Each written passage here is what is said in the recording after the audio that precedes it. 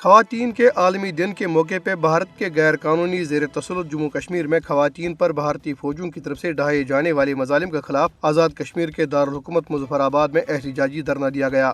احتجاجی دھرنے میں حریت رہنما، مہاجرین اور کارکنوں سمیت خواتین کی بڑی تعداد نے شرکت کی۔ دھرنے کے شرکاء نے ہاتھوں میں بینرز اور کتبے اٹھا رکھے تھے جن پر کشمیری خواتین پر ظلم و تشدد اور گرفتاریوں کی مذمت کی گئی تھی۔ شرکاء نے اس موقع پہ بھارت کے خلاف شدید نعرے بھی بلند کیے۔ مقررین کا کہنا تھا کہ ہم آج 8 مارچ کو یوم خواتین کے طور پر کشمیری خواتین کی تحریک آزادی کشمیر کے لیے دی جانے والی لازوال قربانیوں کو خراج تحسین پیش کرتے ہیں۔ تحریک آزادی کشمیر میں خواتین نے بے مثال کردار ادا کیا ہے، جبکہ درندہ صفت بھارتی فوج نے کرن پوش پورہ اور شوپیاں سمیت پورے مقبوضہ علاقے میں کشمیری خواتین کی آبروریزی کی ہے۔ مقررین نے کہا کہ کشمیری قوم بھارت کے تسلط سے جموں کشمیر کی آزادی تک اپنی جدوجہد جاری رکھے گی۔ انہوں نے اقوام متحدہ اور اسلامی تعاون تنظیم سے استفسار کیا کہ کشمیریوں سے کیا گیا وعدہ کب وفا ہوگا، کیا اسی طرح ان کی خون ریزی جاری رہے گی؟ مقررین نے اس موقع پہ تحریک آزادی کشمیر کے لیے لازوال قربانیاں پیش کرنے والی خواتین کو شاندار خراج تحسین پیش کیا۔ انہوں نے اقوام متحدہ، OIC اور عالمی برادری سے اپیل کی کہ وہ کشمیریوں کو ان کا حق خودارادی دلانے کے لیے بھارت پر دباؤ ڈالیں۔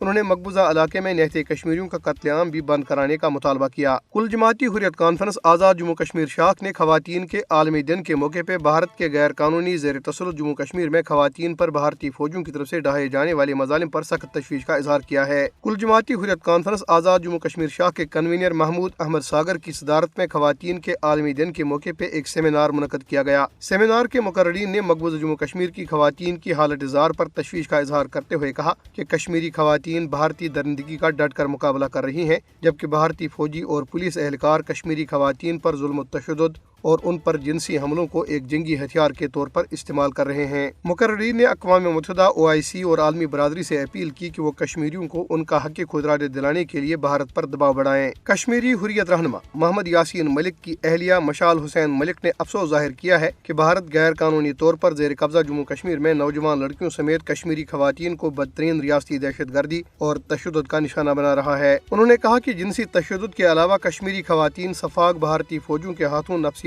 اور جسمانی تشدد کا نشانہ بھی بن رہی ہیں۔ انہوں نے مزید کہا کہ مقبوضہ کشمیر میں خواتین کے حالات روز بروز بد سے بدتر ہوتے جا رہے ہیں۔ مشال حسین ملک نے عالمی برادری پر زور دیا کہ وہ مقبوضہ جموں کشمیر میں خواتین کی حالت زار کی طرف توجہ دیں اور کشمیری خواتین کو بچانے کے لیے ٹھوس اقدامات کریں۔ یوم خواتین کے موقع پہ جاری کی گئی ایک رپورٹ میں کہا گیا ہے کہ جنوری 1989 سے اب تک بھارتی فوجوں کے ہاتھوں شہید ہونے والے 96,181 کشمیریوں میں ہزاروں خواتین بھی شامل ہیں۔